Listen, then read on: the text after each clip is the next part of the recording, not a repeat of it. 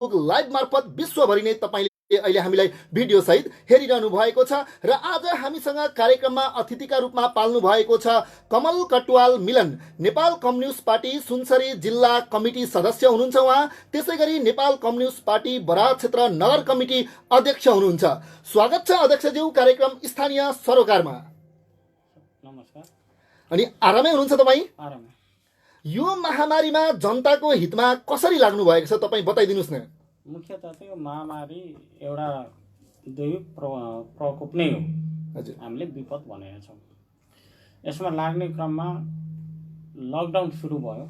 Lockdown सुरु भएदेखि अहिलेसम्म आउँदाखेरि हामीले लकडाउनको अनुभूति गऱ्यौँ न। हामी सचेत नागरिक, राजनीतिकर्मी, सामाजिक कार्यकर्ता भएको हैसियतले पनि पहिलो चरण त के त जनता बचाउनुपर्छ, त्यहाँबाट मात्रै अन्य कामहरू गर्नुपर्छ भनेर लाग्यो।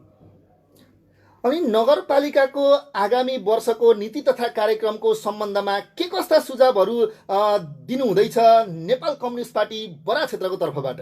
यस्ताले हामीले अलिक फरक ढङ्गले प्रस्तुत भयौँ। पहिले के थियो त्यो मैले जान्ने कुरो भएन। यो चरणमा नेपाल कम्युनिस्ट पार्टी नेकपाको सत्तापक्षको अध्यक्ष भएको हैसियतले हामीले सबै तह तबकामा चाहिँ बस कार्यक्रम चलाउने, त्यसबाट सुझाव लिने र त्यसलाई नोट गरेर मेयर उपमेयरहरूसँग बसेर समन्वय गरेर बराह क्षेत्रलाई कसरी विकसित बनाउन सकिन्छ, यहाँको गरिबीको अन्त्य कसरी गर्न सकिन्छ र यसलाई एक नम्बर प्रदेशको नमुना नगरपालिका कसरी बनाउन सकिन्छ भनेर लाग्यो। लाग्ने क्रममा हामीले लगभग अहिलेसम्म आउँदाखेरि अहिले भर्खरै पनि म एउटा टिमसँग बसेर आएको, प्याक्सनसँग बसेर आएको 12-13वटा सङ्घ संस्थाहरूसँग बसेका छौँ। महिलाहरूसँग अलग्गै बसेका छौँ, युवा बुद्धिजीवीहरूसँग अलग्गै बसेका छौँ, प्रहरीहरूसँग अलग्गै बसेका छौँ, प्याक्सनसँग अलग्गै बसेका छौँ, जनजाति आदिवासी दलितहरूसँग अलग्गै बसेका छौँ। किन हामीहरू त्यसरी बस्यौँ त भन्दाखेरि एउटा कर्मचारीले अथवा एउटा नेताले लेखेर दिएको विज्ञ हुँदैन। जो जेमा सम्बन्धित छ, दक्ष छ, त्यहाँबाट आएका सुझावहरूलाई सङ्कलन गरेर त्यो अनुरूप चाहिँ विकासलाई अगाडि बढाउनु पर्छ भनेर लागेका छ। विकासको प्राथमिकताको कुरा गर्दा चाहिँ कुन कुरालाई चाहिँ तपाईँहरूले एकदमै सबैभन्दा महत्त्वपूर्ण ठान्नुहुन्छ विकासका कुरा गर्दा? अहिले विकासको क्रम अलिकति बदलिएको छ। हजुर, हामीले 3 वर्षको अवधिसम्म 3टा बजेटसम्म निर्माणमा धेरै जोड दियौँ र पहिलो कुरो त यो प्रदेशको कान्छो नगरपालिका भूगोल राम्रो भएको तर संरचना नभएको कारणले गर्दा पनि हामी निर्माणमा जोड दिएका थियौँ। तर अहिले चाहिँ हामी के भनिरहेका छौँ भने पहिलो स्वास्थ्य, दोस्रो कृषि। पहिलो स्वास्थ्य किन भन्यौँ त हामीले भन्दाखेरि अहिलेको कोरोना महामारीलाई रोकथाम कसरी गर्ने भन्ने ढङ्गले स्वास्थ्यलाई जोड दिएका छौँ। अनि दोस्रो चाहिँ किन कृषिमा हामीले जोड दियौँ त भन्दाखेरि वैदेशिक रोजगार जानुभएको साथीहरू अनि छिमेकी राष्ट्रमा रोजगारी गरिराखेका साथीहरू र यो लकडाउनले भोकमारी चल्ने स्थिति देखिसके पछाडि ती फर्केर आउने लगभग 10 लिएर 20,000को हाराहारीमा बराह नगरपालिकाभित्र वैदेशिक रोजगार, छिमेकी मुलुकबाट आउनेहरूको सङ्ख्या बढ्ने भएको कारणले उनीहरूलाई रोजगारमूलक बनाउनु पर्छ भनेर हामीले कृषिलाई धेरै जोड दिएका छौँ। कृषिलाई सबैभन्दा बढी जोड दिनुभएको छ। स्वास्थ्य पक्ष अनि शिक्षालाई छैन? शिक्षालाई हामीले तेस्रो पोजिसनमा राखेका छौँ। हजुर हजुर। शिक्षालाई किन हामीले यसलाई तेस्रो पोजिसनमा ल्यायौँ भन्दाखेरि भन्ने गरिन्छ शिक्षा नै प्रमुख हो भनिन्छ, तर हामीले चाहिँ त्यो किन गर्यौँ त भन्दाखेरि अहिलेसम्म स्कुलहरू बन्दै रहेका र कहिलेबाट खुल्ने एउटा प्रक्रिया जान नसकिराखेको र अहिले लगभग वर्षमा आधी वर्ष मात्रै पढाइ हुने सम्भावना देखेको कारणले हामीले त्यसलाई चाहिँ तेस्रोमा राख्नुभयो। ठिक छ। चालु आर्थिक वर्षमा चाहिँ विकास बजेट कति प्रतिशत खर्चहरू भए? प्रदेशमा त प्रदेश सरकारले 40% मात्र बजेट खर्च भयो भनेर भनिरहेको छ। अनि तपाईँकै पार्टीको सरकार छ सबै ठाउँमा, बराह क्षेत्रमा पनि तपाईँकै पार्टीको सरकार छ, यसबारेमा तपाईँलाई पक्कै पनि अवगत नै होला। कति प्रतिशत चाहिँ यो चालु आर्थिक वर्षमा बजेट खर्च भयो बताइदिनुहोस्। हामीलाई कस्तो अप्ठ्यारो भयो भन्नुहुन्छ भने लगभग कति बजेटहरू लास्टै स्टेपमा आइपुग्छ। हजुर हजुर। एउटा त्यो पनि समस्या चाहिँ छ पक्कै पनि। र पनि बराह नगरपालिकाभित्र चाहिँ के हो भन्दाखेरि हामीले 90 लिएर 92% खर्च गर्छौँ। हिजोसम्मको डाटा हेर्दाखेरि त्यो देखिन्छ र यो अलिकति हामीले केही योजनाहरू चाहिँ पुरा गर्न सक्दैनौँ कि भन्ने भयो। त्यो चाहिँ कारण के हो त भन्नुहुन्छ कि योजनाहरू गिटीको समस्या, खोला बन्द र खोलाको समस्याले गर्दाखेरि केही पर्सेन्ट चाहिँ हामीले छोड्नुपर्ने स्थिति आएको छ। अनि यो विकास बजेटको चाहिँ पूर्ण कार्यान्वयन गर्न तपाईहरुको सुझाव के छ स्थानीय सरकारलाई? पूर्ण कार्यान्वयन गर्नु। हाम्रो सुझाव के छ भन्दाखेरि अहिलेको चरणमा चाहिँ हामीले के गरेको छौँ भने सबै पार्टी सङ्घ संस्था सबैलाई परिचालन गर्नुपर्छ भनेर लागेका छौँ। यहाँ के देखियो त भन्नुहुन्छ भने आज बिहान मात्रै एकजना अलि राम्रै मान्छे कुनै पार्टीको नेतृत्वसँग एकछिन बसेको थिएँ आधा घन्टा बस्दाखेरि होइन यो त सुझाव त मिनी आम सभा हो भन्न पनि भ्याउनु भयो। यहाँको सबैभन्दा जटिल समस्या बढाएको बजेट कार्यान्वयनमा र बनाउने कुरोमा समस्या भनेको पार्टीहरू बिचमा कोअर्डिनेसन हुन नसक्नु। पक्कै पनि। र हामी जनताका लागि गरेका भन्दा पनि के हो त भन्नुहुन्छ भने भोट कसरी आउँछ, भोटका लागि मात्रै हामी नेता भयौँ भन्ने ढङ्गले प्रस्तुत हुनु, त्यसको अन्त्य गर्नका लागि नै अहिलेका यो एउटा अभियानको रूपमा हामीले लगाएको छौँ। यो अभियानले मलाई लाग्छ सबैको एउटा साझा एजेन्डा बडा बनाउने हुन्छ भन्ने लागेको छ। अनि प्राय यो नीति कार्यक्रम तथा बजेटमा चाहिँ के हुन्छ भन्दा हामीले देखेको अभिमुखीकरण अनि सफ्टवेयरका कार्यक्रम अनि कागजी कार्यक्रममा मात्रै नै बजेट खर्च गरिन्छ। त्यो चाहिँ लक्षित समूहमा प्रभाव पटक्कै पर्दैन। सीमित केही पहुँचले मात्रै फाइदा लिइरहेका छन्। यो जालो चाहिँ किन अहिलेसम्म तोड्न सकिएन अध्यक्षज्यू? अब यसलाई हामी तोड्न लागेका छौँ। किन तोड्न लागेका छौँ भन्नुहुन्छ भने एउटा म स्वास्थ्यसँग पनि जोडिएको चिज खानेपानीको कुरो गर्ने भएर हामी मापदण्ड अनुसार नगरपालिका बनेको होइन। हजुर पक्कै पनि। एउटा भूगोललाई चाहिँ हेरियो, त्यो भूगोललाई हेरिसके पछाडि के देख्यो त भन्नुहुन्छ भने मापदण्ड पुरा नभए पनि बनाउन सकिन्छ भनेर लाग्यो र यो माथिको संरचना निर्माणले गर्दाखेरि बन्यो। हामी खानेपानीमा बस्यौँ। खानेपानीका 5वटा तत्कालीनका गाविस हजुर सब बसेर चाहिँ छलफल चलाउने भनेर हामी गाविसको साथीहरू आउनु भएन। आज दर्दनाक स्थिति चाहिँ के देखियो त भन्नुहुन्छ भने पहिलो कुरो त भ्रष्टाचार मुक्त नगरपालिका बनाउनको लागि अहिलेको हाम्रो अभियानले ठुलो सहयोग गर्नेछ भन्ने लाग्छ। जनतालाई सचेत बनाउनु पर्यो, हरेक पार्टी कार्यकर्ताहरू सचेत हुनु पर्यो। भोट माग्नु भनेको ठुलो चिज होइन, चुनाव जित्नै पर्छ भन्ने चिज ठुलो चिज, भोटलाई मात्रै क्यास गर्ने ठुलो चिज होइन। मैले भन्न खोजेको चाहिँ अध्यक्षज्यू यो अभिमुखीकरण अनि सफ्टवेयरका ठ्याक्कै म जान खोजिरहेको छु। हामीले केही अध्ययन गऱ्यौँ। अध्ययन गर्दाखेरि के छ, म एउटा उदाहरण म तपाईँलाई दिन्छु। माछा जोन भनिएको छ, पोखरी छ छैन थाहा छैन। पक्कै पनि। तर यहाँ नगरपालिकामा बस्ने केही कर्मचारीहरू र केही दलाल फटाहरूको मिलो मत ती कामहरू भएका देखिएका थिए। देखिने क्रममा जुन टिका टिप्पणीहरू आए त्यो आउनका लागि त हामीले फेरि अन्तर्क्रिया कार्यक्रमै गर्नुपर्छ। फिल्डमा त देखिँदैन, कहाँनिर हालेछ सबै हामीलाई थाहा पनि हुँदैन। अहिलेको बजेटबाट हामीले त्यसलाई चाहिँ भ्रष्टाचार मुक्त नगरपालिका बनाउनको लागि जुनसुकै पार्टीका भए पनि, मेरै पार्टीका किन नहुन्, भ्रष्टाचार गर्नेहरूलाई जनताको अगाडि नङ्ग्याउनु पर्छ भन्ने मान्यता हो हाम्रो। र यही खानेपानीलाई मैले किन तपाईँहरूलाई जोडेँ भन्नुहुन्छ भने नगरपालिका बनाएको छ, 5 ठाउँमा खानेपानी छ, तर हामीले त्यो कार्यक्रम राख्दाखेरि के पायौँ भने एउटा खानेपानी चाहिँ अहिलेसम्म सबै चिजमा दक्ष भएको देखियो। कतिवटा खानेपानीमा 10 वर्ष 11 वर्ष साधारण सभा भएको छैन। 1-2वटा खानेपानी त केसम्म पाइयो भने 7 वर्ष भएर बजेट आएको अध्यक्षभन्दा अरूलाई थाहा नै छैन। अब यी कुरा गर्दा ठोस रूपमा चाहिँ लक्षित समुदायमा लाभान्वित हुने गरी कार्यक्रम बनाउन तपाईँहरू सक्नुहुन्छ कि सक्नुहुन्न त्यो बताइदिनुहोस् न हाम्रो श्रोताहरूलाई। यसका लागि अनि के गर्नु भएको छ? सरकारलाई के भनेको छ भने पार्टीद्वारा सरकार चल्छ, पार्टीबाटै निर्वाचित भएका हुन्छन् र पार्टीको केही निर्देशन मान्नुपर्छ। र त्यसमा हामीले गरेको चाहिँ के हो, यहाँको बडा नगर कमिटीले चाहिँ भन्नुहुन्छ भने 60% योजनाहरू पार्टीले जनतासँग बसेर, त्यही पार्टीको मात्रै होइन, हामीले सर्वपक्षीय ढङ्गले जुन छ भनेर लागेका छौँ। जहाँसम्म मलाई लाग्छ हुन्छ भन्नेमा छु म चाहिँ। हुन्छ भन्नुहुन्छ।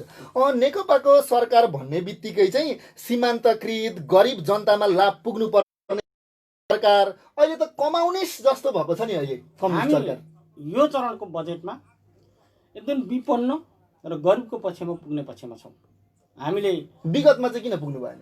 विगतमा म अध्यक्ष भएको पनि 7-8 महिना मात्र, 2टा पार्टीहरू मर्ज भएका हुन्। त्यहाँभन्दा अगाडि अलग अलग पार्टीमै थियौँ हामी। गत वर्षभन्दा यो वर्षमा भिन्न केही ल्याउनुहुन्छ? केही भिन्न आउँछ भन्नेमा छौँ हामी। ल्याउनुहुन्छ। अझै पनि पार्टी चाहिँ किन परम्परागत शैलीमै गइरहेको छ जस्तो लाग्दैन तपाईँलाई? 2टा चिजहरू छ। परम्परागत शैलीमा जाने क्रम अघि भने एउटा पार्टी मात्रै होइन, हजुर एउटा नेतृत्व के छ त भन्नुहुन्छ परम्परागतमै गर।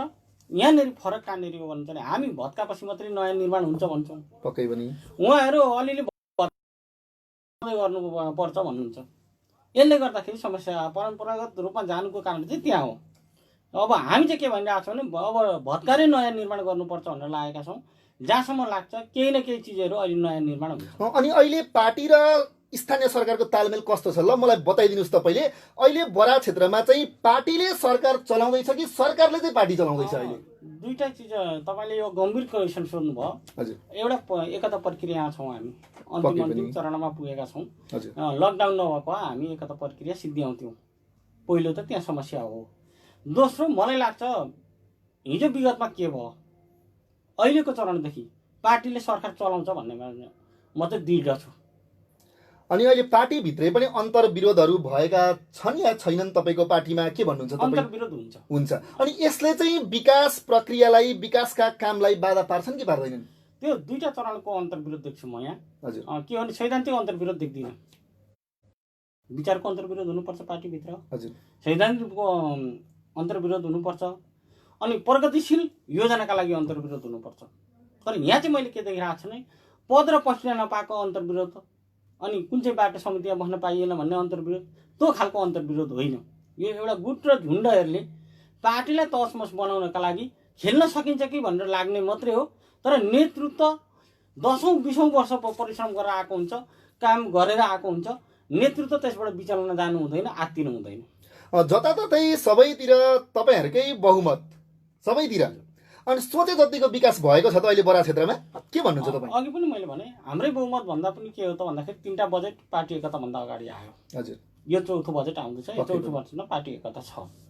एकता पछाडि सरकारसँग के हो त भन्नु त सबै व्यक्तिसँग त गइएको हुँदैन। पार्टी अध्यक्षको नाताले समन्वय कोसँग हुने भन्दाखेरि मेयरसँग हुने हो। मेयर र पार्टी अध्यक्ष आज लगभग 20-25 दिन भयो यही योजना बनाउने क्रममा पनि समन्वय भइरहेछ। लगभग यहाँ तपाईँहरूको एफएममा मेयर र पार्टी अध्यक्ष एकै ठाउँमै थियौँ। हामी छलफल चलाइरहेका छौँ, नयाँ भिजन के दिन सकिन्छ भनेर लागेका छौँ। त्यसमा पनि के भनेको छ त स्थानीय नगर कमिटीले भन्नुहुन्छ भने ठ्याक्कै तल्लो वर्गमा जानुपर्छ भनेको छौँ, मजदुरमा जानुपर्छ भनेका छौँ, विपन्न वर्गमा जानुपर्छ भनेका छौँ। त्यसमा हामी लाग्छौँ। चुनावको बेला तपाईँहरूको भिन्न भिन्नै पार्टी थियो, अनि भिन्न भिन्नै घोषणापत्र पनि थियो। अनि ती घोषणापत्रमा भएका दुवै पक्षका कुरालाई चाहिँ अहिले स्थानीय सरकारले समेटेको छ कि छैन? दुईटै घोषणापत्रलाई हामीले केही हेरिराखेका छौँ। अब कस्तो देखिन्छ त भन्नुहुन्छ भने केही चिजहरू फरक छन्। कति चुनावी नाराहरू के हुँदो रहेछ भन्नुहुन्छ, तत्कालीन नाराहरू हुँदो रहेछन्। अब हामी दीर्घकालीन रूपले जानुपर्छ भनिरहेका छौँ। त्यसमा मेल कति नखान सक्छौँ। समेट्दाखेरि दुवै पक्षलाई समेटिनुपर्छ। त्यो समेटिएन भने एकताको भात जाँदैन। पक्कै पनि। र एकपक्षीय ढङ्गले आयो भने त्यो बजेट पास पनि हुन साह्रो छ। अनि अहिले स्थानीय सरकार चाहिँ यो हाम्रो बराक क्षेत्रको कुरा गर्दा स्थानीय सरकार, बराक क्षेत्रको स्थानीय सरकार चाहिँ पार्टीको मोनिटरिङमा चल्दैछ कि स्वचालित छ, स्वइच्छाले चल्दैछ? अनि घोषणापत्रका कुराहरूमा कतै स्थानीय सरकार चिप्लिएको त छैन? यस्तो छ, मैले अघि भने 3 वर्षमा के गर्यो भनेर मैले त्यसलाई अङ्कुश लाउने कुरो भएन। मेरो अधिकार क्षेत्रभन्दा बाहिर मैले बोल्न मिल्दैन। मेरो अधिकार क्षेत्रभित्र आइसके पछाडि दुईटा तबकाहरू छन् त्यहाँभित्र। एउटा तबका के छ त भन्नुहुन्छ नि, सरकार हाम्रो मातहतमा चल्दै चलेन भन्ने तबका पनि छ। तपाईँ चाहिँ के भन्नुहुन्छ आफू व्यक्तिगत? म चाहिँ व्यक्तिगत रूपमा चाहिँ के हो भन्दाखेरि अध्यक्ष भएर आइसके पछाडि जुन खालको नगरसँग समन्वय गरिरहेको छु, समन्वय गर्ने क्रममा चल्न सुरु भएको छ भन्छ। चल्न सुरु भएको छ भन्नुहुन्छ। तपाईँकै पहलमा हो त यो? अब हाम्रै पहलमा, मेरो मात्रै नभएर नगर कमिटीको पहलमा। ओके। अनि अब फेरि नीति तथा योजना कार्यक्रमकै सवालमा फेरि फर्किन्छु म अध्यक्षज्यू। नगरलाई तपाईँहरूले पार्टीले दिएको सुझाव कार्यान्वयन हुन्छ भन्ने कुरामा तपाईँ आफू ग्यारेन्टी गर्न सक्नुहुन्छ? म चाहिँ के विश्वास गर्छु भन्नुहुन्छ भने आज 88 वर्ष भयो कम्युनिस्ट पार्टी यहाँ लागेको। सरकार त तपाईँकै पार्टीको छ अहिले। ठ्याक्कै यसमा ग्यारेन्टी गर्न सक्नुहुन्छ? ग्यारेन्टी गर्ने कुरोमा सरकारका पनि आफ्ना नीति कार्यक्रमहरू हुन्छन्। कति कानुनी रूपमा सरकारले आफै गर्ने हुन्छ। सरकार भनेको एउटा पार्टीको मात्रै हुँदैन। एउटा पार्टीबाट जिते पनि एउटा पार्टीको मात्रै व्यक्ति हुँदैन। मेयर उपमेयर नेकपाबाट जिते पनि नेकपाको पार्टीको मात्रै हुँदैन। त्यो सबैको जनतालाई समर्थन गर्नुपर्ने हुन्छ। र पनि विशेषतः त फेरि पार्टीले पनि यस्ता के हामीले अभियान सुरु गरेका छौँ त भन्नुहुन्छ भने जनताबाट आएका चिजहरूलाई नि दर्ज गरेर लैसकेपछि त तिनै जनताको विकास गर्ने हो। अरू फाल्टु जनताको त भाषीतिर गरेर गर्ने होइन, धरानतिर गरेर गर्ने होइन, बराक क्षेत्रकै गर्ने हो। र 60% ती मुद्दाहरू एडजस्ट हुन्छन् र लागू गर्न सकिन्छ भन्ने लाग्छ। तपाईँलाई अहिले फेसबुक लाइभ मार्फत तपाईँलाई हेरेर हामीलाई प्रश्नहरू गरिरहनु भएको छ। लोकेन्द्र श्रेष्ठ नाम गरेका साथी तपाईँलाई प्रश्न गर्नुहुन्छ। कमरेड कमल अभिवादन, यो एमसिसी भनेको के हो र हाम्रो नगरपालिकाको विकास कसरी अघि बढ्दैछ भनेर तपाईँलाई प्रश्न गर्नुहुन्छ। नगरपालिकाको विकास त अब हामीले परिषद नगरिकन उहाँलाई यो यसमा हाल्यौँ भनेर हामी भन्न अहिले शब्द हुन्छ। उहाँले विशेष चाहिँ सोध्नुहुन्छ एमसिसी भनेको के हो भनेर। एमसिसीको सवालमा के भने यो राष्ट्रिय मुद्दा हो, एउटा नगरको अध्यक्षको मात्रै मुद्दा होइन। र त्यसमा मैले व्यक्तिगत भन्नु पर्दाखेरि भोलि पार्टीले कुन ढङ्गले डिसिजन गर्छ, माथि एउटा ढङ्गको बहस छलफल चलेकै छ। र पनि मैले व्यक्तिगत रूपमा चाहिँ बोल्नु पर्दाखेरि के भने एमसिसीमा भएका केही बुदाहरू परिमार्जित नगर्दाखेरि अहिले पास गरियो भने त्यो घातक हुन सक्छ भन्ने नै हो। तपाईँकै पार्टीका ठुल्ठुला नेताजीहरू त पास गर्नुपर्छ भन्ने पक्षमा पनि हुनुहुन्छ नि केही नेताहरू? पक्षमा पनि हुनुहुन्छ, विपक्षमा पनि हुनुहुन्छ। हिजो हामीले के भनेका थियौँ त भन्दाखेरि अलिकति मैले यसलाई पछाडि ब्याक सरेँ। हिजो लिपुले सम्झौता गर्नुहुन्न भन्दै गर्दाखेरि साथीहरूले गर्नुभयो। पक्कै पनि आज फेरि त्यसैको लडाइँ हामी यी कुरामा हामी एकछिन पछाडि फेरि पनि आउँछौँ। अहिले फेरि हामी स्थानीय स्तरकै कुराहरू गर्छौँ। यो 3 वर्षको अवधिमा तपाईँको सरकारले बराक क्षेत्रमा सुनाउन लायक अनि गर्व गर्न लायक कुराहरू के छन् सुनाइदिनुहोस् न हाम्रा श्रोतालाई। मैले अघि पनि भने होइन, हजुर केही निर्माणका कामहरू भएका छन्। तर के हो त भन्दाखेरि तत्कालीन रूपमा जग सुरु गरियो, नगरपालिका जग सुरु भएको, वडा कार्यालयहरू थिएन, वडा कार्यालयहरू निर्माण भए। अब नगरपालिकै थिएन भनौँ न, एउटा गाविसलाई हामीले नगरपालिका छौँ, ती निर्माण भएका छन्। अब केही बाटाहरू पिचिङ सुरु भएका छन्। यिनै हुन् मुख्य चिज चाहिँ। बाटोघाटोको काम एकदमै राम्रो भए पनि यहाँ जनताको जीवन स्तर उकास्ने खालका कार्यक्रमहरू चाहिँ किन बनाउनु भएन तपाईँहरूले? हो, यो मैले अघि पनि भने त्यतिखेर हामी दुईवटा पार्टी थियौँ। हजुर अहिले एउटै पार्टी भइसके पछाडि जनताको स्तरमा कसरी जान सकिन्छ भनेर लागेका छौँ। र अर्को चाहिँ चिज के भयो त भन्नुहुन्छ भने पार्टीले काम दिन नसक्दा कार्यकर्तामा विचलन आयो। 2 वर्ष 3 वर्ष खाली भइसके पछाडि कार्यकर्ता कस्तो भयो त भन्नुहुन्छ भने चिया दोकानमा गएर हावाको पिट्ने, आफू उतार्न नजोडिने। हामी आफू पनि लाग्नु पऱ्यो नि त कम्युनिस्ट भइसके पछाडि। तपाईँ अहिले मेरो घरमा गएर हेर्नुहोस्, फर्म चलेको देख्नुहुन्छ, स्कुलहरू चलेको देख्नुहुन्छ। म किसानको छोरो हो, तर आफू चाहिँ काम नगर्ने भाषण मात्रै गरेर हिँड्ने हो भने त परिवर्तन कहाँ हुन्छ त? कम्युनिस्टहरू काम गर्छन् भन्ने कुरो देखाएर जनतालाई देखाएर त्यहाँबाट सिकाएर अनि त्यहाँबाट यो पछिल्लो चरणमा चाहिँ किन आक्षेप लाग्छ त कम्युनिस्टहरूमाथि? कम्युनिस्टहरू चाहिँ कम्युनिस्ट नै वास्तवमा अहिले त्यो देखिँदैन, कम्युनिस्टपन चाहिँ देखिँदैन भनेर आरोप पनि लागिरहेको छ। यसलाई स्वीकार्नुहुन्छ कि स्वीकार्नुहुन्न? त्यसमा म दुईवटा चिजहरूको व्याख्या गर्छु। एउटा के भयो भन्नुहुन्छ भने कम्युनिस्ट पार्टी स्थापना कालमा बनारसमा बसेका धनडेका छोराहरू काङ्ग्रेस पार्टीमा लागे। जो मान्छे मजदुर थियो उसले कम्युनिस्ट पार्टी निर्माण गर्यो। त्यो कन्सेप्ट कस्तो बसाइदियो भन्नुहुन्छ भने विद्वान मान्छे कम्युनिस्ट हुन्छन् भन्ने कन्सेप्ट भन्दा पनि सबभन्दा गरिब र सुकुम्बासी को छ त्यो कम्युनिस्ट हुन्छ भन्ने कन्सेप्ट बसिसकेको हुनाले उहाँहरूमा त्यो हेराइमा फरक हुनसक्छ। त्यो हेराइ उहाँहरूको गल्ती हो त? त्यसमा केही फरक हुनसक्छ। उहाँहरूले हेरे जस्तै ठ्याक्कै कम्युनिस्टहरूले गलतै मात्रै चाहिँ गरेको छैन र फेरि कम्युनिस्टहरूले सुधार्नु पनि पर्ने भएको छ। किन सुधार्नु पर्ने भएको छ त भन्नुहुन्छ भने केही चिजहरू अराजक छन्। र अर्को हामी कहाँनिर हो त भन्नुहुन्छ भने अहिले पनि हामी सम्झौतामा छौँ। अझ मैले भन्नु पर्दाखेरि त वार्तामा आएर चाहिँ केही लेनदेन गरेको न हो पार्टी र सरकारले। हामी त के चाहन्छौँ त भन्दाखेरि कति ठाउँमा आरोप लाग्ने गरेर चाहिँ एकतान्त्रिक हुन्छन् कम्युनिस्टहरू।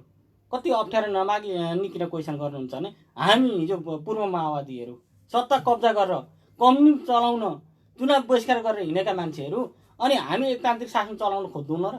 त्यो देखियो, छर्लङ्ग देखिएको चिज हो। जनतालाई किन ढाँट्ने? अब अलिकति फेरि स्थानीय स्तरकै कुरामा गरेर ल्याउँदाखेरि घोषणा पत्रमा जुन चुनावमा घोषणा पत्रमा भएका कुराहरूमा पुरा हुन बाँकी कामहरू चाहिँ के छन् बताइदिनुहोस् न। पुरा हुन धेरै बाँकी छ। के बाँकी छन्? जस्तो मुख्य चिज एउटा एजेन्डा छ। हजुर हुन चाहिँ मैले चाहिँ फेरि म आफू पनि मेयरको उम्मेदवार भएको स्थानीय तहमा पक्कै पनि के भनेको थिएँ भन्दाखेरि अहिले तत्काल धनीपुर त होइन, उपयोग गरेको जग्गाको प्रमाणपत्र मात्रै दिन सकिन्छ है म मेयर भएँ भनेको थिएँ। तर केही अहिले त्यसरी तपाईँले त्यो घोषणा पत्रमा गर्नुभएको थियो। पूर्व माओवादीमा घोषणा पत्रमा सुकुम्बासीहरूलाई चाहिँ केही नभए पनि कागजपत्र दिलाउने कुरा गर्नुभएको थियो तपाईँले। अब त्यसमा के थियो, तपाईँहरूकै पार्टी अहिले एकीकृत भएको छ, त्यो कुरा तपाईँले किन लागू गर्न सक्नुहुन्छ? अहिले ठ्याक्कै भर्खर पार्टी एकता हुँदैछ। केही साथीहरूले धनीपुर्ता दिने आश्वासन देखाउनु भएको थियो पक्कै पनि, तर त्यो गलत थियो। किन गलत थियो भन्दाखेरि अहिले पनि साथीहरूले कहिलेकाहीँ लेख्ने गर्नुहुन्छ फेसबुक उन्दी। बुझ्नु त पर्यो नि त, कानुन र नियम नीतिलाई त हामीले पक्रिनु पर्छ। हामीले सत्ता कब्जा गरेको होइन। यही प्रतिक्रियावादी राज्य सत्ता छ, केही साझेदारी गरेर केही दिएर केही लिएको मात्रै हो। कानुन पुरै च्यातिएको त छैन। र त्यो कानुनसम्म रहँदाखेरि तपाईँले चाहिँ मेयर हुनुभएको भए सुकुम्बासीले लालपूर्जा पाउँथे? लालपूर्जा पाउने थिएन। कानुनले लालपूर्जा तत्कालै दिने स्थिति थिएन।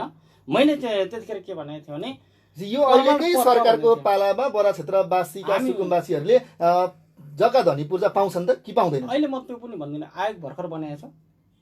त्यसमा त्यो पनि भन्न सक्नु भनेर त अर्को पल्टको लागि पनि जनतासँग भोट माग्न खोज्नु भएको हो कि अहिले त्यसो भए? भोटको त्यत्रो सवालै भन हामीलाई त किन भन्नुहुन्छ नि, हिजो यो प्रतिक्रियावादी यसपालिको सरकारले गर्न सकेन, अर्को साल पनि हामीलाई भोट दिन्छ नि हामी दिन्छौँ भन्ने जस्तो कुरा पो भयो। हामी त भन्ने पक्षमै छौँ। किन छौँ भन्दाखेरि हिजो हामी भोटकै लागि हो नि त, यो राज्य सत्तासँग लडाइँ नै लड्ने थियौँ। हामीले के एडजस्ट गरेका छौँ भन्नुहुन्छ नि, राजनीतिक रूपमा वैचारिक रूपमा हाम्रा मुद्दाहरू एडजस्ट गरेका छौँ। एउटा गरिब जनताको छोराछोरी राष्ट्रपति हुने बनाएका छौँ। पक्कै पनि अर्को हामी के भनिरहेका छौँ भन्दाखेरि अझ सम्भव हुन्छ भने प्रत्यक्ष राष्ट्रपति अथवा प्रधानमन्त्री कुरा अलिकति आउट अफ ट्र्याकमा नगइकन हामी त्यसो भए ती सुकुम्बासीहरूले जग्गा धनी पूर्जा कहिले पाउने त? अब धनी पूर्जा के छ भन्नुहुन्छ भने अहिले पार्टी एकता प्रक्रिया पछाडि हजुर हामीले आएका छौँ। जस्तो आयोग बन्यो, केन्द्रको बन्यो, जिल्लाको लगभग मलाई लाग्छ 1-1.5 महिनाभित्र 2 महिनाभित्रमा बन्ला। नगरपालिकाले एउटा घर घरमा गएर एउटा फारम पनि भरायो, 100 रुपियाँ जनताले तिरे पनि, त्यसलाई लगेर हामी त्यो 100 रुपियाँ गयो त्यति, त्यसलाई लगेर हामीले प्रदेशमा प्रक्रियामा हालेका छौँ। हजुर अब प्रक्रिया जाने क्रममा आयोग आउँछ, आयोगले एउटा मापदण्ड बनाउँछ। नेपाल सरकारको जुन माथिको मापदण्ड हो, यहाँ तलको मात्रै मापदण्ड त हुनेवाला छैन। यो सुकुम्बासी आयोग चाहिँ अहिले कता हरायो? सुकुम्बासी आयोग भर्खरै निर्माण भएको त, अध्यक्ष नियुक्ति हुनुभयो, अब सदस्यहरू नियुक्ति हुन्छ, अब जिल्लाको नियुक्ति हुने हो, त्यहाँबाट बन्ने हो र 1-2 महिना अझै लाग्छ। अब अर्को कुरा गरौँ, बरा क्षेत्रमा रहेका अन्य पार्टीहरूसँग तपाईँहरूले कसरी सहकार्य गरिरहनु भएको छ? स्थानीय सरकारले, तपाईँहरूको सरकार छ, अनि जनता समाजवादी पार्टी बरा क्षेत्रका नगर कमिटी अध्यक्ष नरेश राईज्यूले त गुनासो नै पोख्नु भएको छ नि, नगरले हामीलाई त केही कुरामा वास्तै गर्दैन, केहीमा खबरै गर्दैन, के हो यस्तो? यो उहाँहरूले चलाकै सत्ताको कुरो गर्ने। हजुर हजुर अघि मैले एउटा पाठ त सिद्ध्याएँ, हामी अलिक ताना सानै हौँ, कम्युनिजम ल्याउनुपर्छ भनेर लागेका मान्छे। उहाँहरूले हिजो प्रजातन्त्रको अभ्यास मान्दै गर्दाखेरि पनि के कानुन सम्मत चाहिँ के पढ्नु पर्यो भन्दाखेरि जनप्रतिनिधि के को लागि? जनप्रतिनिधि त साझा सरकार बनाउनुकै लागि हो। प्रधानमन्त्री आज एउटा पार्टीको होइन, देशको। राष्ट्रपति एउटा पार्टीको होइन, देशको। मेयर एउटा पार्टीको होइन, देशको, नगरको। र त्यसलाई के व्याख्या गर्नु पर्यो भने हिजो हामी पार्टी प्रतिनिधि संयन्त्रमा बसेका अनुसार चाहिँ फेरि बोलाइँदैन। त्यो जनप्रतिनिधिहरू हुनुहुन्छ नि त, उहाँहरूकै कार्यपालिका छ, उहाँहरूकै सरकार, स्थानीय त सरकार छ भने के खोज्नुहुन्न भन्दाखेरि साना पार्टीहरूका हिजो अध्यक्ष भनेर सबैलाई बोलाइन्छ, त्यही खोजेर त फेरि सम्भव छैन। कति ठाउँमा मै सत्तापक्ष पार्टीको अध्यक्ष, त्यसो भए ठुला ठुला पार्टीलाई मात्र सामने बोलाउने, ठुला मात्रै म पनि के हो त भन्दाखेरि त्यहाँ सबै ठाउँमा जाने अधिकार हुँदैन, किनभने त्यहाँ त मेयर छन्, उपमेयर छन् नि त, त्यहाँ कर्मचारी छन् नि त। त्यो जनप्रतिनिधि हामीले पठाइसके पछाडि आवश्यकता अनुसार बोलाउने हो नगरले। तर उहाँहरूलाई त केहीमा पनि बोलाएन भने उहाँले त ठुलो गुनासो गर्नु भएको छ नि त। यहाँ केहीमा नबोलाएको भन्दा पनि अस्ति एउटा सर्वदलीय मिटिङ बसेको थियो, मैले थाहा पाएपछि भनौँ न। अब पहिलो चरणै म पनि सर्वदलीय मिटिङमा नेकपाको अध्यक्ष भएपछि त्यहाँ मैले सबै पार्टीका अध्यक्षहरू देखेको थिएँ। त्यो सँगसँगै अर्को चिज पनि आएको थियो, हामी सत्तापक्षका अथवा प्रतिपक्षका अरू नेताहरू या ठुल्ठुला नेता थियौँ, बोलाइएन भन्ने थियो। त्यो त के हुन्छ भने एउटा सीमित मापदण्ड हुन्छ, त्यो मापदण्ड अनुसार बोलाइने हो। र सधैँ बोलाएर फेरि जनप्रतिनिधि राखेर छलफल गर्दैन, मलाई नि बोलाउँदैन। अब नगरपालिकाले चाहिँ कार्यपालिका बैठक र नगर सभामा एजेन्डा लानुभन्दा अगाडि पार्टीको संसदीय दलमा छलफल गर्ने अनि त्यो एजेन्डा निर्माण गर्ने परिपाटी छ कि छैन? छ, हामी गर्छौँ, गरिरहनु भएको छ। हामी पहिलो चरणमा केमा लागेको छौँ भने विभिन्न ठाउँबाट आएकालाई, अनि धेरैको गुनासो त यस्तो हुँदैन, छलफल हुँदैन भन्ने पनि छ। नभएकै हो अरे, पहिलो पार्टी अलग अलग थियो। हजुर, के भयो म जान्दिनँ, पहिले भएन अहिले भयो भन्नुहुन्छ, तपाईँ अध्यक्ष भइकन भएको हो। अहिले हुन्छ, किन हुन्छ भन्नुहुन्छ भने अहिले नि भएको छैन। कसरी भएको छैन त भन्नुहुन्छ भने हामी सर्वपक्षीय ढङ्गले गएको छौँ, त्यो टिपोट ल्याउँछौँ, हाम्रो संसदीय मोर्चा छ, त्यो मोर्चा बसेर छलफल गरेर माइनेट गरेर। पहिले किन भएन, अहिले चाहिँ किन हुँदैछ ल भन्नु? पहिले यस्तो, अब तपाईँहरूले भन्दाखेरि हाम्रो रोल्पा रुकुममा भयो, हजुर, नेकपा माओवादी केन्द्रको स्थानीय तह त्यहाँ थियो, तर यहाँ बरामा थिएन, तर हामीले त अभ्यास गर्न पायौँ। हजुर, उहाँहरू हुनुहुन्थ्यो, पूर्व एमाले साथीहरू हुनुहुन्थ्यो, उहाँहरूले गर्नुभयो गर्न मैले अहिले सोध्ने कुरो पनि भएन। किन सोध्ने कुरो? पार्टीको जिम्मेवार पदमा हुनुहुन्छ तपाईँ, तपाईँ यो त सोधी खोजी पनि गर्नु पर्यो नि त। यो सोधी खोजीमा यस्तो हो, मैले जुन दिनबाट जिम्मेवारी लिएँ त्यो दिनदेखि मको मात्रै अध्यक्ष हो, त्योभन्दा अगाडिको अध्यक्षले जिम्मा लिने कुरो हुन्छ। मैले अर्को अध्यक्ष भइराखेको चिजलाई हस्तक्षेप गर्न मिल्दैन। पार्टी त तपाईँकै हो, पार्टी पहिले के थियो आफ्नो इतिहास पनि त जान्नु पर्यो नि त। पार्टी हाम्रै हो, त्यसमा कुनै आपत्ति होइन मेरो। तर त्यतिखेरको कार्यकारी अध्यक्ष त अर्कोजना हुनुहुन्थ्यो नि त। अनि उहाँको अनि कार्यकाल किन त्यसमा सहकारी हुँदैन र तपाईँहरूको? हुन्छ, बहस हुन्छ, छलफल हुन्छ। अनि छलफलमा र पनि त्यस्ता कुराहरू आउँदैन? के चाहिँ हो त भन्नुहुन्छ भने यो 2 वर्षको अवधि हजुर खाली रह्यो, ब्ल्याङ्क रह्यो। किन ब्ल्याङ्क रह्यो भन्नुहुन्छ भने माथि केन्द्रमा पार्टी एकता भयो, उँधो काहीँ पनि पार्टी एकता भएन। नभइसके पछाडि अब पार्टी एकता भएपछि गरिन्छ भन्नेमा हामी लाग्यौँ, तर पार्टी एकता त भएन। अब पार्टी एकता नभए भने सरकार त चल्नु पर्यो, फेरि आफ्नै ढङ्गले सरकारले ल्यायो। श्रोताहरू, अहिले तपाईँ सुन्दै हुनुहुन्छ सामुदायिक रेडियो सुनसरी एफएम 104.6 मेगाहर्ज मार्फत सुनसरी र आसपासका क्षेत्रहरू। त्यसै गरी हामीलाई तपाईँले सुन्दै हुन्छ रेडियो सुनसरी.com र सुनसरी एफएम लाइभ मार्फत हाम्रो भिडियो पनि तपाईँहरूले हेरिरहनु भएको छ। एकैछिन विश्राम लिन्छौँ, विश्रामपछि पुनः अन्य विविध कुराहरू लिन्छौँ भन्दै अहिलेको पालोमा सानो विश्राम।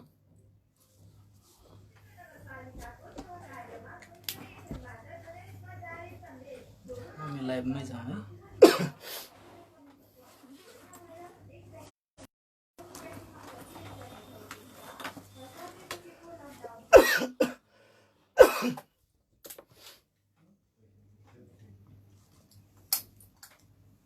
प्रदीप सर,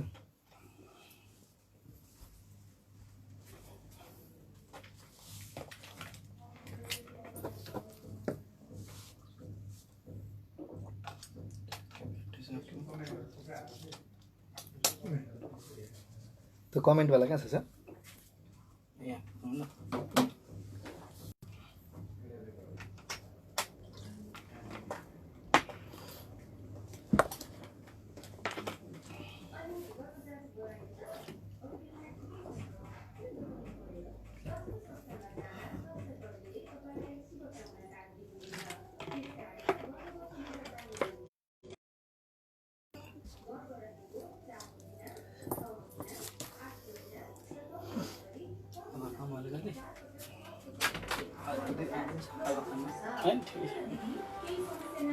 त्यो कमेन्ट वाला दिनु सर मलाई।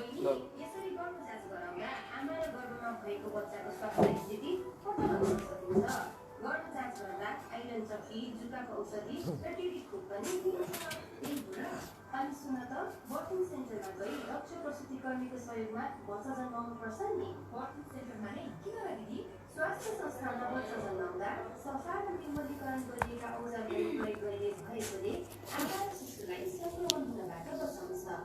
आमा वा शिशुलाई कुनै जटिलता देखिएमा समयमा निको व्यवस्था गर्न सकिन्छ।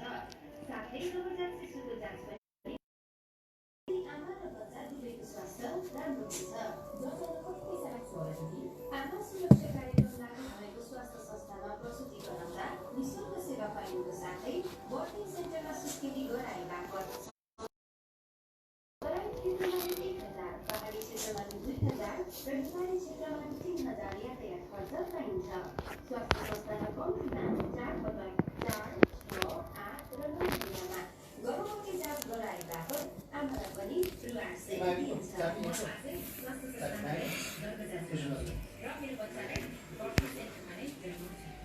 कम्तीमा 4 पटक गर्भ जाँच गराई बर्थिङ सेन्टरमा नै स्वीकृति गराउँ। सुनसरी जिल्लाका टोबी र बराक क्षेत्र नगरपालिका गरुडौला नेपालको सन्देश।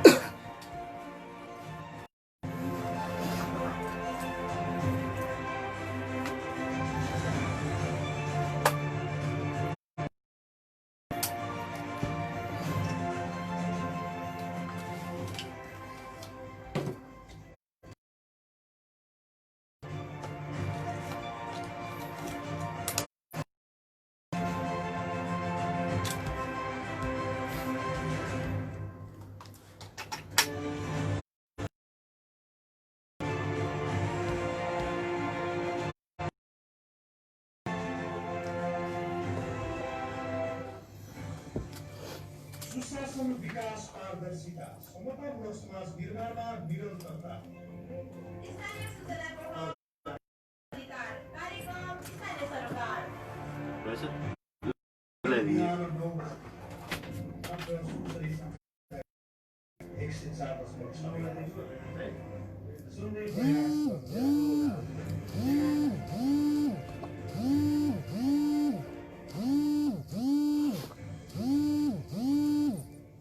यो विश्रामपछि पुनः स्वागत गर्न चाहन्छु कार्यक्रम स्थानीय सरोकारमा हुनुहुन्छ तपाईँ र तपाईँको साथमा छु म सुमन विकल र आज हाम्रो साथमा हुनुहुन्छ बराह क्षेत्र नगर कमिटी नेकपाको बराह क्षेत्र नगर कमिटी अध्यक्ष कमल कटुवाल मिलन हुनुहुन्छ आज हाम्रो साथमा र मेरो आवाजलाई तपाईँमाझ पुर्याइरहनु भएको छ लोकेन्द्र अछामीजीले। सुशासन समृद्धि विकास र मनोरञ्जनको प्रतिध्वनि सुनसरी सामुदायिक मेगाहर्जमा कार्यक्रम स्थानीय सरकार आउने गर्दछ हरेक दिन 9 बजे। समस्याको कारणले गर्दा अलिकति ढिलो आएका छौँ हामी। fm.com र फेसबुक लाइभ मार्फत तपाईले हामीलाई विश्वभरि नै सकिरहनु भएको छ। अब फेरि पनि पुनः स्वागत छ अध्यक्षज्यू तपाईलाई कार्यक्रम स्थानीय सरकारमा। नमस्कार। पार्टी र सरकार बीच समन्वय नगरमा एउटा संयन्त्र हुन्छ जुन पार्टी इन्चार्ज त्यसका संयोजक मेयर उपमेयर सहितको वडामा नि त्यस्तो एउटा संयन्त्र हुन्छ। यी संयन्त्रहरूले कतिको समन्वय गर्छ अहिले हाम्रो भर्खरै नयाँ बनेको इन्चार्ज सह इन्चार्ज पार्टी अध्यक्ष सचिव मेयर उपमेयर वडाका 2टा जनप्रतिनिधि अध्यक्षहरू र स्थानीय विभाग प्रमुख भनेका हुन्छ। हामीले 9 जनाको हुन्छ। हजुर 9 जनाको हुने क्रम सँगसँगै अब हामीले समन्वय कसरी गरिरहेका छौँ त भन्नुहुन्छ भने ठ्याक्कै अहिलेको बजेटलाई कसरी लाने, जनताकै बिचबाट आएका चिजहरूलाई समन्वय गरेर चाहिँ त्यो मिटिङ बसेर पास गर्छ र त्यो मिटिङले पास गरेका चिजहरू चाहिँ फेरि बजेटमा प्रस्तुत गरिन्छ। त्यसमा फेरि के हो त भन्दाखेरि पार्टीले सबै बनाएका चिजहरू त प्रस्तुत गरिँदैन। पनि मैले भने सरकार सबैको साझा हुन्छ। त्यसमा 50-60% चाहिँ 60% चाहिँ हामी लागू गर्छौँ। तपाईले सामाजिक सञ्जाल फेसबुक मार्फत धेरैजना साथीहरूले तपाईँलाई प्रश्न गर्नु भएको छ। म केही प्रश्नहरू केही मात्र लिँदैछु। भरौलको मनोज विष्ट, त्यसै गरी होम प्रसाद भट्टराई र पवन कार्कीजी तिनैजनाले उस्तै उस्तै खालको प्रश्न मेटेर तपाईँलाई प्रश्न गर्छु है त। उहाँहरू लेख्नुहुन्छ नयाँ आर्थिक वर्षमा कृषिमा खास के परियोजना होलान् अनि तपाईँको तर्फबाट नगरलाई दिने मार्गदर्शन के होला भनेर भरौलको मनोज विष्टजी लेख्नु। प्रसाद भट्टराईजी तपाईँलाई भन्नुहुन्छ किसानको लागि कस्तो रणनीति तयार पार्नु भएको छ भनेर भन्नुहुन्छ। त्यसै गरी पवन कार्कीजी यसलाई अलिकति व्याख्यात्मक शैलीमा लेख्नुहुन्छ अध्यक्षज्यू नमस्कार, बजेट ठुलो नै छ जस्तो लाग्छ मलाई, तपाईँलाई के लाग्छ? सबैलाई भाग लगाउँदा पनि 11वटा वडालाई 5 करोड 7 लाखको दरले पुगेर पनि 1 करोड अझै बाँकी रहन्छ अनि प्रत्येक वडालाई 50 लाख दिने कुरा छ रे। तपाईहरूको कार्ययोजना नीतिमा निकै नै सचेत अनि बेजोड रूपले लागिरहेको पाएको छु। मलाई पनि राजनीतिले घेरिएको कार्यनीति भन्दा दुःख पीडा अन्त्य गर्ने अनि जनताको लागि खुसीको नीति के कस्तो बनाउनु भएको छ भनेर तपाईँले प्रश्न गर्नुहुन्छ। यसमा बजेट हो, ठ्याक्कै बजेटलाई हेर्दाखेरि त्यो देखिन्छ। तर यसका आफ्नै नर्म्स छन् बजेटका। पहिलो कुरो त के छ भन्नुहुन्छ भने यतातिर 50 लाख रुपियाँले वडालाई हालिएछ। त्यो चाहिँ वडाका लागि मात्रै भनेर हालियो। अरू बजेट पनि फेरि जाने त 11 वडामा हो। त्यसमा दलित आदिवासी जनजाति हुन्छ, शिक्षाको बजेट अलग्गै हुन्छ, स्वास्थ्यको बजेट अलग्गै हुन्छ, कृषिको बजेट अलग्गै हुन्छ, विपद व्यवस्थापनको बजेट अलग्गै हुन्छ। यी सबै नर्म्सलाई पक्रिएर चाहिँ भाग लागिएको हुन्छ र त्यसमा अलिकति के हो त भन्दाखेरि केही गुनासाहरू आएका छन्। बजेट वडालाई कम भयो भने उहाँ त्यसमा अलिकति फेरि थप्नुहुन्छ तपाईँलाई घरको ग्वाली र खेतबारी खाली राख्ने अनि छोराछोरीले दुध प्लास्टिकको पोकामा अनि चामल चाहिँ बोरामा फल्छ भन्ने दिन हाम्रो गाउँमा आउन नदिन तपाईँ आफू कृषि प्रेमी भएकाले कृषकका लागि कस्तो नीति ल्याउँदै हुनुहुन्छ? अब कहिलेसम्म कागजको मात्रै कृषकलाई अनुदान दिनुहुन्छ? यो कुरा विचार गर्नुभएको छ भनेर भन्नुहुन्छ तपाईँले। यस्ताले कागजको मात्रै अनुदान दिने सम्भावना अन्त्य हुन्छ। यसमा ढुक्क भए हुन्छ। र त्यसमा पनि हामीले कृषिमा के गरेका छौँ भने गाई वितरणको अभ्यास सुरु गर्ने भनेका छौँ। यस्ताले गाई हुनु पर्यो। अभ्यास मात्रै गर्ने कि कार्यान्वयन पनि गर्ने? कार्यान्वयन गर्ने हो। त्यो कार्यान्वयन भनेर हामीले भन्न नचाहिराखेको चाहिँ के हो त भन्नुहुन्छ भने 11वटा वार्ड हो। एकैतालाई हामी लान सक्दैनौँ 11वटा वार्डमा। पकेट क्षेत्र छुट्याएका छौँ हामीले बजेट बनाउँदाखेरि पकेट क्षेत्र छुट्याएर जाने भनेका छौँ। जस्तो 400 लग गर्ने भनेका छौँ, एउटा त्यो हालेका छौँ। अर्को के भनेको छ बाख्रा पालन भनेका छौँ, त्यसलाई पनि पकेट क्षेत्र छुट्याएका छौँ हामीले। 1 नम्बर 2 नम्बर 3 नम्बरको जङ्गल साइड 5 नम्बरको जङ्गल साइड भनेर यसरी पकेट क्षेत्र छुट्याएका छौँ। र केही ठाउँलाई हामीले बङ्गुर पालनको पकेट क्षेत्र छुट्याएका छौँ। के भन्न खोजिरहेका छौँ त भन्दाखेरि गाई नै किन भन्ने क्वेसन उठ्न सक्छ। त्यसमा यो दिँदाखेरि चाहिँ तपाईँहरूले कस्तो निशुल्क दिनुहुन्छ कि अनुदानमा कति % अनुदानमा दिनुहुन्छ कि? साझेदारीमा दिन्छौँ हामीले। 60 र भन्यौँ त भन्दाखेरि आफ्नो लगानी भएन भने त्यसको 60-40 60-40 मा जाने र किसानले 40 जम्मा गर्नु पर्यो, 60 मा जाने। अनि त्यो 40% नै जम्मा गर्न नसक्ने किसान पनि त हुनुहुन्छ नि हाम्रो बरा क्षेत्रमा, उहाँलाई चाहिँ के गर्नुहुन्छ? त्यसमा हामीले के गरेका छौँ भन्नुहुन्छ भने ठुलो एमाउन्टमा सक्नुहुन्न। जस्तो गाईमा सक्नु भएन, हजुर, बाख्रामा त सक्नुहुन्छ। अनि त्यति मात्रै नभएर हामीले सक्दै नसक्ने शून्य खालका किसानको लागि के छ? हामीले के गरेका छौँ भने टर्की र लोकल कुखुराको व्यवस्थापन गर्ने भनेको छौँ। त्यो चाहिँ पूर्ण अनुदानमा जान्छ। यो कागजमा मात्र सीमित चाहिँ हुँदैन। र त्यसलाई अर्को के हामीले करेसा खेती भनेका छौँ। त्यो चाहिँ 2 कट्ठा 3 कट्ठा 1 कट्ठा भएकाहरूलाई विशेष जोड दिन्छौँ हामीले। किन भन्नुहुन्छ भने आज यही लकडाउन बजार नगएर यिनको उत्पादनले पुग्दो रहेछ नि त। तर हामी अरू बेला लकडाउन नहुन्जेलसम्म दिनमा एकताल झोला बोकेर बजार जान्थ्यौँ। आज एउटा विकास भएको छ। कोरोना भनिएको छ चुनौती सँगसँगै अवसर पनि आएको छ। यो अवसरलाई उपयोग गर्ने खालको बजेट ल्याउनुपर्छ भन्ने लागेको छ। यहीँको मात्रले धान्छ भन्नुभयो। रातारात टडकका टडक तरकारीहरू पनि भित्रिएका छन् नि त। हो, यसमा के अस्ति यही लकडाउनको बेलाको समस्या देख्नुभयो होला प्रकाशपुरमा। हजुर हजुर। ठ्याक्कै हामीले गाई किन दिने भनेर हुन्छ। मुद्राबाट विषादी बनाउन सकिन्छ। यसलाई सही ढङ्गले उपयोग गर्नुभयो भने ठ्याक्कै त्यो खाद्य मलका लागि लट्ठी चाल्नु पर्दैन भन्ने हो र विषादी खानु पर्दैन। त्यसै गरी तपाईँलाई अर्को प्रश्न राख्नुहुन्छ। उमेश सुवेदी खत्री नाम गरेका साथी तपाईँलाई भन्नुहुन्छ, नमस्कार दाई भनेर सम्बोधन गर्नुभएको छ तपाईँलाई। उहाँले मेरो प्रश्न नगरको योजना सुकुलमा तोरी सुकाए जस्तै आउँछ किन भन्नुहुन्छ? अनि सुकुलमा सुकाएको तोरी उठाउँदा के पहिलेको जति नै हुन्छ र भनेर उहाँ व्यङ्ग्यात्मक शैलीमा तपाईँलाई भन्नुहुन्छ। उहाँले ठ्याक्कै राख्नुभयो। हजुर, राष्ट्रिय योजना अन्तर्गत नर्म्सहरू छन्। त्यो नर्म्सलाई हामीले पक्रिनै पर्छ। कानुनभन्दा बाहिर हामी बरा चाहिँ अलग्गै त हुन सक्दैनौँ। त्यो नर्म्सलाई पक्रिँदाखेरि छरिन्छ नै बजेट। यो छरिन नदिन चाहिँ के गर्ने त? अब छरिन नदिनको लागि त कस्तो लक्ष्य हुनु पर्यो? राज्य के भन्नुहुन्छ भने एकमुष्ट यो वर्ष यो विभागमा माथि छरिए पनि हाम्रो स्थानीय निकायमा आइसकेपछि चाहिँ छरिनु भएन भन्नको लागि के गर्नु? तल पनि छरिन्छ। किन छरिन्छ भन्नुहुन्छ भने त्यो लक्षित वर्गमा त जानै पर्यो। यो त अलिकति गैर जिम्मेवारपन जस्तो छरिन्छ नै भनेर अलिकति छरिने कुरोमा यस्तो छ। यहाँ सुन्नुहोस्, के हो भने लक्षित वर्गमा जानु पर्यो। त्यो कसैले काट्न सक्दैन, कानुन सम्मत काट्न सक्दैन। अर्को कृषिमा जानै पर्यो। त्यसको त ठ्याक्कै पर्सेन्ट छुट्याइएको हुन्छ। पर्सेन्ट अनुसार गइएन, कसैले मुद्दा हाल्दा पनि त्यो पर्सेन्ट त्यहाँ लगेर लाउनै पर्छ। एउटा त्यो छ। अर्को उहाँले राखेको कुरोमा फेरि म केमा चाहिँ सहमत छु भन्नुहुन्छ भने उहाँले त्यो कुरा भन्दा पनि अलिकति बिचमै बिचौलियाहरूले भन्ने कुरा आउँदैछ क्या यहाँ। यसमा म कहाँ क्लियर छु भन्नुहुन्छ भने अहिले हामीले केही उदाहरणीय कामहरू गर्न सुरु गरेका छौँ। हजुर, अहिलेको बजेट जाँदाखेरि पनि वाडालाई दिएको 50 लाखमा पनि के भनिएको छ भन्ने नगरले कम्ती पनि 5 लाख योजना बनाएर आउनुहोस् भनेको छ। के हुने भयो त यहाँ भन्नुहुन्छ भने 20 टिप गिटी दिने, 20,000 को गिटी हाल्यो भने 40,000 को पनि बिल भरपाई आउने। नगरले गरेकै काममा पनि कति ठाउँमा के भएको छ भन्दाखेरि जस्तै होम्स पाइप लाउने कुरामा नै वडाले होम्स पाइप लगेर बाटोमा राखिदिएको छ।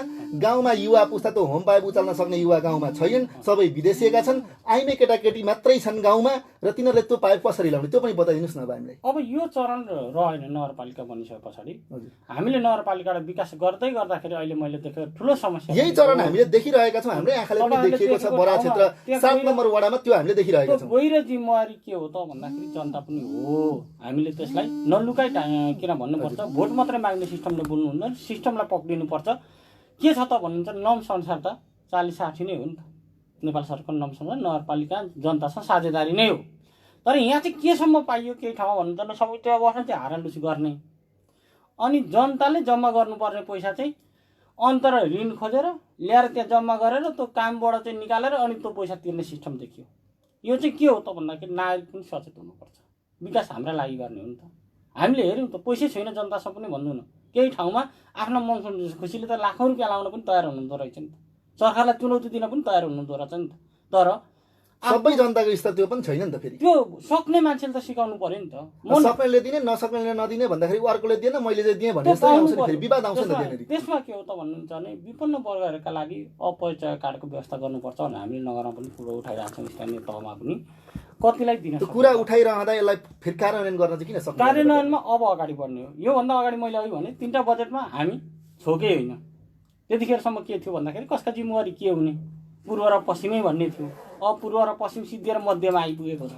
है मध्यलाई कार्यान्वयन गर्ने हो। फेरि उमेश खत्रीजी तपाईँलाई थप्नुहुन्छ, कृषि क्षेत्रको क्रान्ति कुरा गरिरहँदा चक्का बन्दीका कारण उर्वर कृषि भूमिको अवस्थाका सम्बन्धमा के भन्नुहुन्छ?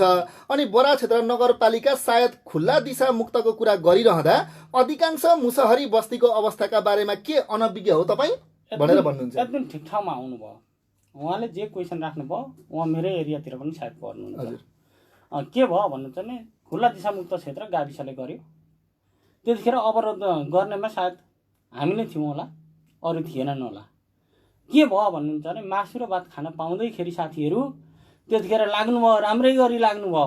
त्यस्ता आरोप त तपाईँकै पार्टीले पनि लागेको छ नि त। आरोप मात्रै होइन, त्यहाँ के छ त भन्नुहुन्छ भने त्यहाँको हकमा भन्नुपर्दाखेरि मैले किन भन्छु भन्दाखेरि हाम्रै पार्टीको भए पनि त्यसलाई कारबाही गर्नुपर्छ। तर त्यतिखेर हामीले अवरोध गरेका छौँ। गर्दा तपाईँ आफू पनि चुनावमा उठ्नु भएको थियो, तपाईँको त्यस्तो भयो कि भएन? म त्यस्तो भएको देख्दिनँ। किन देख्दिनँ भन्नुहुन्छ भने सायद मलाई लाग्छ नदेखि पनि भयो कि बा? चुनाव लड्दै गर्दाखेरि खर्चको ब्यालेन्सलाई हेरिन्छ। हजुर, त्यो ढङ्गले हामी गयौँ। जुन मैले देखिनँ भन्नुभयो, नदेखि पनि भयो कि त्यस्तो? त्यस्तो भएन भन्नुहुन्छ। भएको देख्दिनँ। त्यसै गरी तपाईँलाई सामाजिक सञ्जाल फेसबुक मार्फत इन्द्र पौडेल नाम गरेका साथी तपाईँलाई प्रश्न गर्नुहुन्छ, राजनीति के हो भन्ने बुझेका युवा नेताहरूलाई कुनै न कुनै रूपमा सञ्चार माध्यममा ल्याएर उहाँहरूका आवाज प्रतिबद्धताहरूलाई जनतासम्म पुर्याउन प्रयास गर्नुहुने हुनहार व्यक्तित्व सञ्चारकर्मी मित्र सुमन विकलाई धन्यवाद भन्न चाहनुहुन्छ। ओके, धन्यवाद भन्छु इन्द्र पौडेलजीलाई म पनि। साथै अध्यक्षज्यूलाई नमस्कार भन्नुहुन्छ उहाँ। केन्द्रीय कमिटी, प्रदेश कमिटी, जिल्ला कमिटीको बारेमा मैले जोड्न चाहिनँ किनकि तपाईँको जिम्मेवार सबैभन्दा बढी नगरमै हो भन्नुहुन्छ तपाईँलाई उहाँ। तपाईँ बरा क्षेत्रका जनताहरूलाई प्रष्ट पारिदिनुहोस् कि नगर परिषद हुनै लागेको छ। तपाईँले पार्टीको तर्फबाट किसान, मजदुर, विपन्न वर्गका जनताहरूलाई प्रत्यक्ष राहत पुग्ने के कस्ता कार्यक्रमहरू समावेश गर्न सुझाव दिनुभएको छ, किटान गरेर भनिदिनु होला भन्नुहुन्छ। अनि अर्को कुरा, बेला बेलामा कता कता जनतामा सुनिने गरेको छ कि बरा क्षेत्रमा चाहिँ नगरदेखि वडासम्म व्यापक भ्रष्टाचार हुन्छ अरे। अनि त्यस पछाडि नगरदेखि वडासम्म व्यापक भ्रष्टाचार, घुसखोरी, कालोबजारी, आफू अनुकूल जनप्रतिनिधिहरूले त समिति बनाई लाखौं करोडौं रकम हिनामिना गरेका जस्ता कुरा पनि तपाईँलाई यस विषयमा केही जानकारी छ कि? हल्ला त छ नि यो कुराको। जसरी बाहिर आएको छ, अघि उहाँले सोधेका हामीले अहिले विपन्न वर्गहरूलाई कृषिमा यो ढङ्गले रोजगारमूलक बनाउने भनेर अलिकति उहाँले फेरि अलिकति थप्नुहुन्छ, त्यस्ता भ्रष्टाचारहरू हुने गरेको रहेछन् भने यदि अबदेखि भ्रष्टाचारी, घुसखोरी, कालोबजारी, बिचौलियालाई तपाईँ र तपाईँको नेतृत्व गरेको पार्टीले अब कुन रूपमा र कसरी प्रस्तुत हुने योजना बनाउनु भएको छ यसपालि भनेर सोध्नुहुन्छ। कहाँ क्लियर छौँ भन्दाखेरि पार्टी एकता हुने बित्तिकै हजुर, मैले पहिल्यै मिटिङमा के कुरो राखेको छु भने साथीहरू जो कमिटीभित्र हुनुहुन्छ, हजुर, तपाईँहरूले सङ्घ संस्थाभित्र काहीँ भ्रष्टाचार गर्नुभएको छ भने त्यो बुझाएर आउनु होला भनेको छु। यदि त्यो बुझाउन सक्नुहुन्न भने पार्टी छोड्नु होला भनेको छु। यहाँ यसैको लडाइँ हो। तपाईँले ठाडो निर्देशन गरिएको छ। यसको लडाइँ के हो त भन्दाखेरि निर्देशनमै मात्र सीमित हुँदैन। जुन दिनसम्म पार्टी अध्यक्ष भएर काम गर्ने सिलसिलामा फटाइ गर्नेलाई छुट काहीँ पनि हुँदैन। यो मेरो पार्टी अहिलेसम्म त्यस्तो केही कारबाही गरेको छ पार्टीले? कारबाही हिजो अलिकति म तपाईँलाई थियो, हजुर, माओवादी केन्द्रमा म भरौलको गाउँ कमिटीको अध्यक्ष हुँदाखेरि कारबाही गर्नुहुन्न भन्दा पनि 7 जनाले एकै दिन कारबाही गरेर निष्कासन गरेको। किन भन्नुहुन्छ भने अधिकार जनताको खुन र पसिना चुस्नेहरूलाई अधिकार छँदै छैन। पहिलो चरणमा त्यो निर्देशन गरिएछ।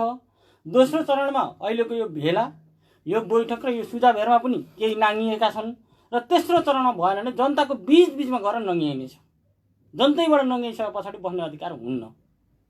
तपाईँ त्यो विश्वस्त दिलाउन चाहनुहुन्छ हाम्रा श्रोता र सम्पूर्ण कार्यकर्ताहरू? यथार्थ त्यही नै हो। त्यसै गरी अर्को प्रश्न तपाईँलाई गर्नुहुन्छ राजन पाण्डे नाम गरेका साथी, फेसबुकमा राजन पाण्डे नाम राखेका साथी तपाईँलाई भन्नुहुन्छ, सर्वप्रथम अध्यक्षज्यू नमस्कार।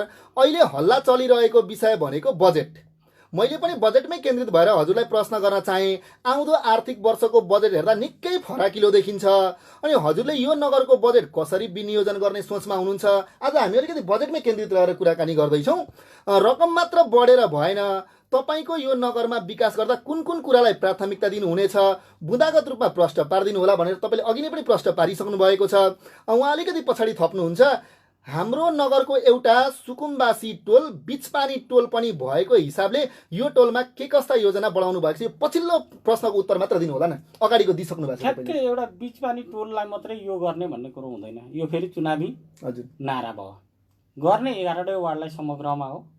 बिचपानी टोल जस्तै यो 11वटै वार्डको कुरा गर्दा गर्दै अध्यक्षज्यू अलिकति मैले कुरा काटेँ तपाईँलाई। 11वटै वार्डलाई समान व्यवहार चाहिँ नगरले गरेन भन्ने जनताको गुनासो छ नि, तपाईँले पनि सुन्नु भएको छ यो गुनासो। अनि त्यसमा पनि विशेष गरी 1 नम्बर र 2 नम्बर वार्डमा त बजेट पनि कम जान्छ अरे भन्ने गुनासोलाई के भन्नुहुन्छ तपाईँ? 1 नम्बर र 2 नम्बर वार्डमा बजेट कम गयो भन्ने कुरामा अहिले 50-50 लाख सबैलाई वितरण गरिएको छ। के बुझ्नु पर्यो भन्दाखेरि नगर मात्रै सर्वेसर्वा होइन, बजेट प्रदेशबाट पनि आएको छ, केन्द्रबाट पनि आएको होला। त्यहाँ A to Z क्यालकुलेटर लिएर बस्ने हो भने वाडाका जनताले बोल्ने ठाउँ छैन। मैले हेरेको छु 11वटा वार्डलाई। केही ठाउँमा अहिले तपाईँले भनेको क्वेसन लागू हुनसक्छ, जस्तो ठ्याक्कै 10 नम्बरको 9 नम्बरको बजेट एउटै नहुन सक्छ। किन भन्दाखेरि 10 मा वडा कार्यालयको भवन निर्माण थियो, तर 9 मा थिएन, नयाँ बनाउनु पर्ने थियो। यो कारणले पनि तलमाथि हुन्छ, निर्माणका कुराहरूमा तलमाथि हुन्छ र अन्य कुराहरूमा जस्तो कृषिमा अन्य लक्षित वर्गहरूमा सबै वडा समानता हुन्छ। तपाईँलाई अहिले लाइभ फेसबुक लाइभ मार्फत तपाईँलाई हेरेर सुरक्षित बरा क्षेत्र 7बाट तपाईँलाई भर्खरै तपाईँको कुरा सुनेर भन्नुहुन्छ। तपाईँले अघि भर्खरै भन्नुभएको बजेट छरिन्छ भनेर आफै तपाईँले भन्नुभयो। कति कति छरिन्छ यो बारे प्रश्न पारिदिनुहोस् न भन्नुहुन्छ सुरज भट्टराई बरा क्षेत्र 7बाट। कति कति छरिन्छ भन्दा पनि यसलाई छरिन्छ भन्नुको अर्थ बिचौलियाहरूले खान्छन् भन्न खोज्नु भएको कि के भन्नुभयो? त्यो प्रश्न हुनु भएन। कहाँनिर हो भन्नुहुन्छ नि, बिचौलियाहरूले खान्छन् भन्दा पनि बजेट छरिएको आउँछ भन्ने कुरामा एउटा शीर्षकमा मात्रै त आउँदैन। अघि शीर्षक फरक फरक हुन्छ भन्न खोज्नु भयो। बिचौलियाले खान्छन् छरिन्छन् भन्न खोज्नु भयो। बिचौलियाले खाने कुरामा त अघि मैले भने पार्टी कमिटी लाग्छ। हजुर, भ्रष्टाचार गर्ने अधिकार कसैलाई पनि छैन। पक्कै पनि जनताले खुन्न पसिना बगाएर दिएको कर हो। कोही व्यक्ति चुनाव जित्दैखेरि मेरो बाउ र आमाकै सम्पत्ति हो भनेर लाग्नुहुन्न भन्ने हो। पक्कै त्यो त जनताको पैसा हो नि त। त्यो जनताले सूचना लिने अधिकार छ, जनताले त्यहाँ गएर घेराबन्दी गर्ने अधिकार छ। त्यतिले मात्रै पुगेन भने जनताले गएर ताला लाउने अधिकार पनि छ। त्यो राष्ट्रको सम्पत्ति हो। छरिन्छ भन्ने शब्दमा चाहिँ के हो त भन्दाखेरि उहाँले सोधेको क्वेसनमा पनि शीर्षक बाई छरिने हो र बिचौलियाले खाने क्रममा चाहिँ उहाँहरू युवाहरू पनि सबैजना लाग्नुपर्छ। एउटा व्यक्तिमै त सर्वेसर्वा हुँदैन। पक्कै पनि सर। त्यो लाग्यो भने त्यसको अन्त्य गर्न सकिन्छ भन्ने लाग्छ मलाई। त्यसै गरी अर्को प्रश्न तपाईँलाई आइसकेको छ। अर्जुन छेत्री नाम गरेका साथी तपाईँलाई प्रश्न गर्नुहुन्छ। सुनसरी जिल्ला कमिटी सदस्य तथा बरा क्षेत्र नगर कमिटी अध्यक्ष आदरणीय दाई मिलन कटवालज्यू नमस्कार भन्नुहुन्छ तपाईँलाई। अनि उहाँ लेख्नुहुन्छ, स्थानीय सरकार सञ्चालनको हैसियतले नगरका विकासका नीति निर्माणमा तपाईँको भूमिका महत्त्वपूर्ण हुने रहेछ भन्नेमा दुई मात्र होइन, विशेष गरी तपाईँ आफै बसोबास गर्नुभएको इलाकाको वडा कार्यालय निर्माणमा जननिर्वाचित जनप्रतिनिधि र आम नागरिकका निर्णय विरुद्ध राम्रैसँग वकालत गर्नु पनि भयो। नडाहा मात्रै नभएर बहुलवासी नागरिकहरूले माग गर्नु भएको इक्राई क्षेत्रलाई पनि इन्कार गर्नुभयो। अनि उहाँ अझै अलिकति छ उहाँको प्रश्न, अलिक लामो प्रश्न गर्नुभएको छ, यसलाई प्रश्न सुनेर अनि त्यस पछाडि उत्तर दिनु होला। विशेष गरी तपाईँ आफै बसोबास गर्नुभएको इलाकाको वडा कार्यालय निर्माण कार्यमा जननिर्वाचित जनप्रतिनिधि आम नागरिकका निर्णय विरुद्ध राम्रैसँग वकालत गर्नुभयो भन्नुभएको छ। वासी नागरिकहरूले माग गर्नुभएको इक्राई क्षेत्रलाई पनि इन्कार गर्नुभयो र अनन्त सफल हुनु पनि भयो। अनि त्यस पछाडि फेरि उहाँ थप्नुहुन्छ, हुन त अहिले वडा अध्यक्षले विवाद सम्याउन चाहे पनि कार्यालय विवादको अन्त्य भएको भनेर वडावासीहरू मान्न तयार नै छैनन्। वर्तमान वडा अध्यक्षको कार्यकाल अन्त्यसँगै फेरि यो विवाद आउनेछ, किनकि राज्यको लगानी एकातिर अनि त्यस पछाडि नागरिक जनप्रतिनिधि अर्कोतिर हुनु पक्कै पनि राम्रो होइन। अध्यक्षज्यू यस्तै हस्तक्षेपकारी भूमिका विकास निर्माण क्षेत्रमा हुने व्यतिथि र विसङ्गति उप बोलिदिए भइगयो नि कति उचित हुने थियो भन्नुहुन्छ उहाँ। अनि अर्को कुरा बरा क्षेत्र 3 को बाहुल बसोबासको क्षेत्र सुकुम्बासी बस्ती भएको र नेकपाको स्थानीय निकाय निर्वाचनमा महत्त्वपूर्ण स्थान ओगटेको इलाका केन्द्रित नागरिकहरूका लागि तपाईँले के कस्ता राय सुझाव र योजनाहरू बनाउनु भएको छ भन्नुहुन्छ तपाईँले? ठ्याक्कै पहिलो चरण त कानुनलाई पक्रिनु पर्यो। हजुर, के बुझ्नु जरुरी छ उहाँले भने पार्टीले वडा कार्यालयको निर्णय गर्दैन, पहिलो यहाँ बुझ्नुपर्छ। दोस्रो, उहाँहरूले जुन ढङ्गले नगरको पार्टी अध्यक्षलाई विवादमा ल्याउन खोज्नुभयो त्यो पार्टी अध्यक्ष पनि के भने 10औं 20औं वर्ष अनि यहाँ किन कोर्डिनेसन भएन? वडा अध्यक्ष र मेयरको किन कोर्डिनेसन भएन? एउटै पार्टीका मान्छे। दुईटा चिजहरू हो। त्यतिखेरसम्म हामी थियौँ न। हजुर, अघिल्लो चरणमा उहाँहरूले निर्णय गर्नुभएको रहेछ हैन। अहिले त तपाईँहरू हुनुहुन्छ नि त। अहिले हामी छौँ। हामी हुँदा पनि के हो त भन्दाखेरि निर्णय भएर बजेट त परिसकेको एउटा स्थिति। अर्को मैले के गर्न सक्दिनँ भने म 11 वार्डको चाहिँ नगर अध्यक्ष हो। हजुर, एउटा टोलमा यहाँ बनाऊ त्यहाँ बनाऊ भन्ने मेरो अधिकार होइन। त्यहाँका जनताले दिएको निर्वाचित वार्ड अध्यक्षहरू सदस्यहरू हुँदा हुँदै पार्टीले त्यो हस्तक्षेप एउटा वार्डमा एउटा टोलमा भनेर गर्न सकिँदैन।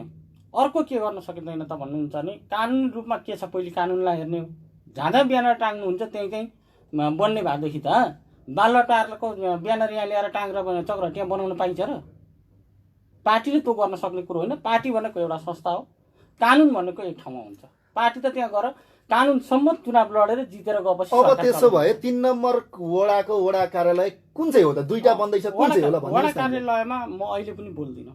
हिजो पनि म नबोले मान्छे। मैले केही समन्वय गर्ने तपाईँ त जिम्मेवार व्यक्ति हुनु। मैले समन्वय गर्न खोजेँ पार्टीमा। समन्वय गर्ने कुरोमा आन्तरिक रूपमा पार्टीमा निर्णय के भयो कसो भयो त्यो मैले यहाँ खोल्ने कुरो भएन।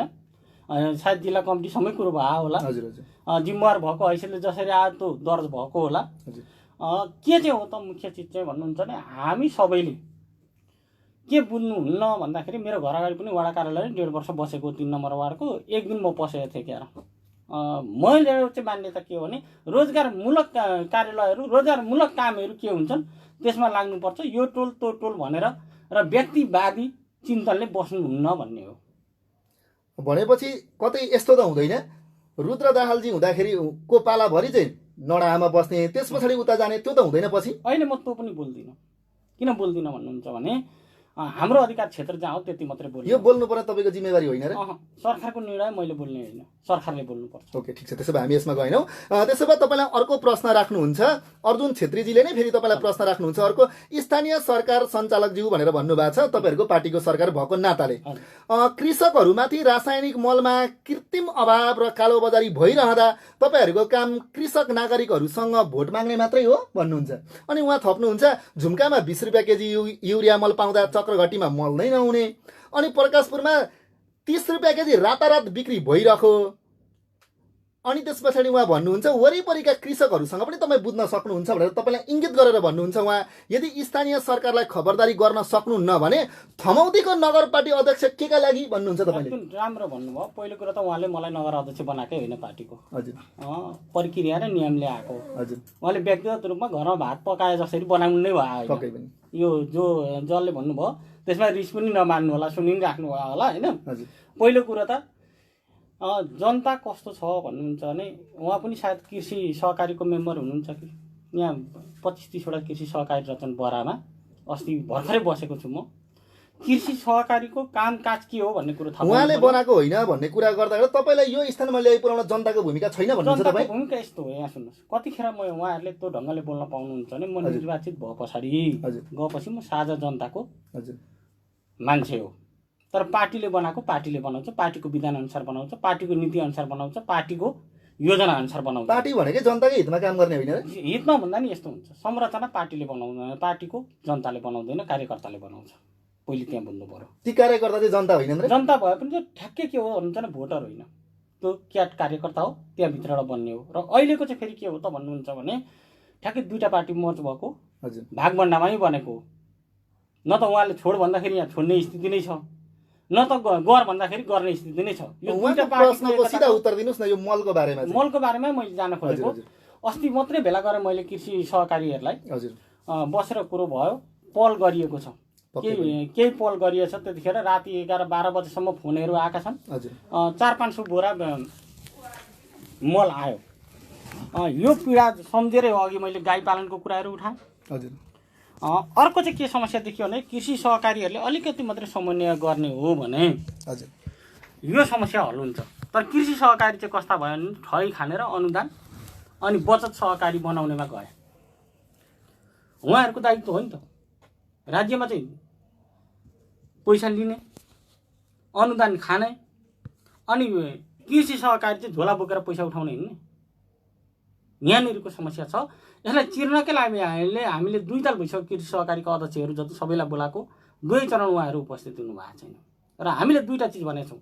हामीले के पायौँ भन्नुहुन्छ भने त्यतिखेर मल ल्याउनका लागि 2-4 कृषि सहकारीसँग सहकार्य गर्न खोजियो, उनी गर्नुभएको रहन्छ, ऋणै गर्नुभएको रहन्छ।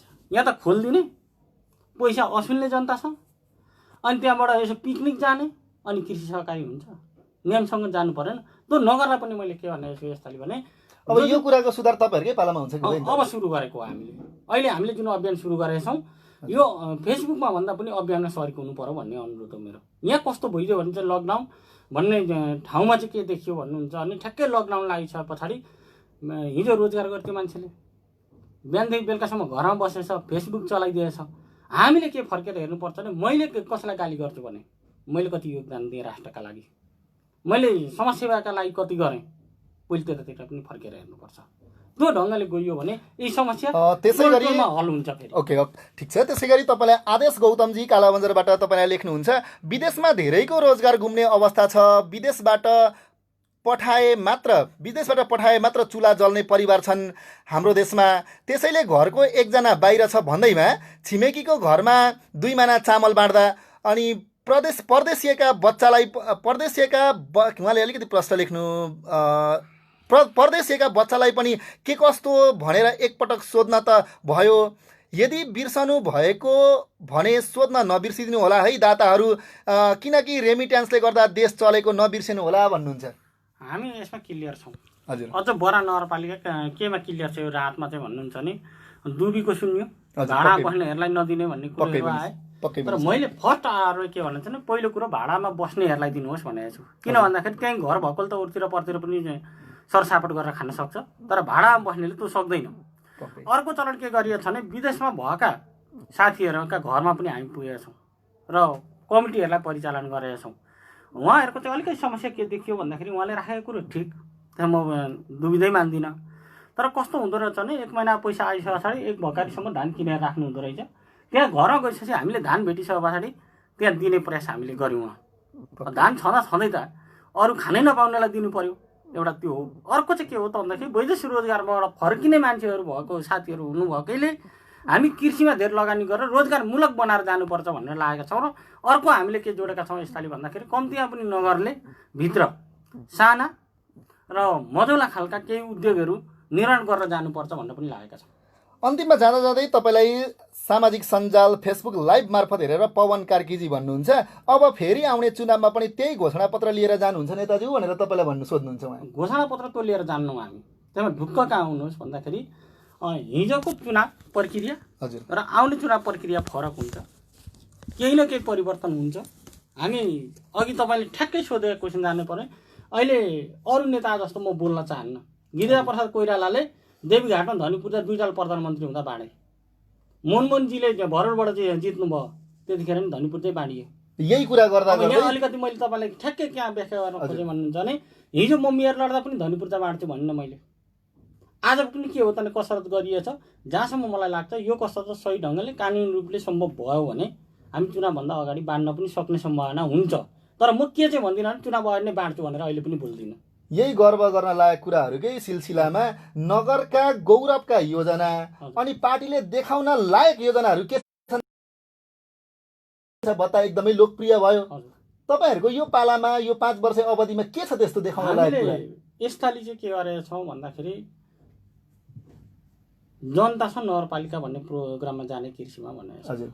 एउटा यो देखाउन लायकको हुन्छ भन्ने लागेको छ। अन्य के छन्? त्यो एउटा मात्र कामले त पुगेन। त्यो भयो। हजुर शीर्षक वाइज नै छ। अर्को हामीले के भनेको छौँ भने शिक्षा क्षेत्रमा कम्तीमा पनि आधारभूत तहको एउटा नमुना स्कुल बनाउनु पर्छ। त्यो मोन्टेसरी सहितको बोर्डिङ शिक्षामा भन्दै गर्दा शिक्षालाई त तपाईँले अघि भर्खरैमा त तेस्रो नम्बरमा राखेका छौँ हामीले शिक्षालाई भन्नुहुँदैछ तपाईँ आफै। कसरी तेस्रो नम्बरमा छ भनेर म तपाईँलाई भनिदिन्छु। अहिलेको कोरोना महामारीले गर्दा हामीले स्वास्थ्यमा पहिलो बजेट छुट्याउनु पर्छ। कति आउने हो, कतिलाई क्वारेन्टाइनमा राख्नुपर्ने हो, कतिलाई व्यवस्थापन गर्नुपर्ने हो, हस्पिटलको व्यवस्थापन कसरी गरेर जाने भन्ने कुराले बजेट हामीसँग अलिक धेरै त्यहाँ गएको छ। दोस्रोमा हामीले कृषिलाई किन भन्यो भन्दाखेरि हामीले कृषिमा 4-5 करोड रुपियाँ छुट्याउँछौँ। त्यो उता आएको मजदुर गरेर आएको मान्छे भुकले दम गर्नु भएन नि त। पहिलो कुरो त खाना पाउनु पर्यो नि त। खाना पायो भने न त्यो बच्चा बच्चीलाई शिक्षालय पुर्याउन सक्छ उसले। र किन हामीले तेस्रो क्याटेगोरी भन्यौँ भन्दाखेरि त्यहाँबाट मात्रै हामीले स्कुल जब खुल्छ अनि मात्रै शिक्षालाई अगाडि बढाउने हो। जनतासँग कृषि बाहेक अन्य के भन्नु एउटामा आएर रोकिनु भयो नि तपाईँ। ठ्याक्कै मैले शिक्षामा गएँ त। शिक्षामा पनि हामीले के भनेको छौँ भन्दाखेरि आज पनि अघि प्याक्सनमा पनि बस्यौँ हामीले, एउटा विभेद थियो शिक्षा। त्यस पछाडि अर्को, अब हामीसँग समय एकदमै कम रहेको छ। त्यहाँबाट अरू स्वास्थ्य भनिगयो 3टा भयो। त्यहाँबाट अर्को चाहिँ के भनेको छ भने हामीले युवा लक्षित गरेर स्वरोजगार कार्यक्रम भनेको छौँ। त्यसलाई मझौला तथा साना उद्योगहरू भने चाहिँ बडा क्षेत्रका युवाहरूले विदेशी पर्दैन भन्नुहुन्छ। हामी के लक्ष्यमा छौँ भने आएकोलाई रोजगार दिनुपर्छ भन्ने पक्षमा छौँ। अब विदेशी नै भन्दा पनि आएकोलाई दिनुपर्छ। तर कुन खालको युवा चाहिँ फेरि पनि विदेशी पर्छ भन्दाखेरि काम नगर्ने, बिहानदेखि दारू मात्रै खोजी हिँड्ने। यो प्रधानमन्त्री स्वरोजगार कार्यक्रम जस्तो यो नाम मात्रको यसो काम लागे जस्तो मात्र हुने हो कि? त्यस्तो हुन्न। यो प्रत्यक्ष बजेट हुन्छ। हामी निगरानीमा जान्छौँ। बिहानदेखि बेलुकासम्म हामी खट्नुपर्छ। र मुख्य चिज चाहिँ के हो त भन्दाखेरि अघि एउटा ठ्याक्कै राखेको मलाई यहाँ याद आयो तपाईँले राखेको, पार्टी र नगरको समन्वय भन भन्ने कुरोमा चाहिँ पार्टीका केही साथीहरूलाई त्यो लाग्न सक्छ, तर काम त गर्नु पर्यो नि त। लुटेर खाना हामीले पार्टी कार्यकर्ता बनाएको हो र ठगेर खाना पार्टी कार्यकर्ता बनाएको हो र? काम गर्नुपर्छ भन्ने मनस्थिति यहाँ गइयो भने स्वरोजगार कार्यक्रमहरू प्रशस्तै आउँछ। ओके, यसबारे हामी कारबाही गर्छौँ भनेर भनिसक्नु भएको छ। हस्त अध्यक्षज्यू, आजको समय निर्धारित समय यहीँ सकिएको छ। आफ्नो अमूल्य समय हामीलाई दिनुभयो, यहाँ स्टुडियोसम्म आएर हाम्रो कार्यक्रममा सरिक भइदिनु भयो, त्यसको लागि तपाईँलाई हृदयदेखि नै धन्यवाद भन्दै हामी छुट्टिन्छौँ इधर। हस्त श्रोताहरू, यतिखेरसम्म श्रोताहरू दर्शकहरू यति बेलासम्म हाम्रो कार्यक्रम स्थानीय सरोकार हेरिदिनु भयो, सुनिदिनु भयो, त्यसको लागि पनि तपाईँलाई हृदयदेखि नै धन्यवाद भन्दै कार्यक्रमको लागि छुट्याएको निर्धारित समय सकिएको छ र म सुमन विकालाई पनि बिदा दिनुहोस्। हवस् त, नमस्कार। इंग्लिश की है।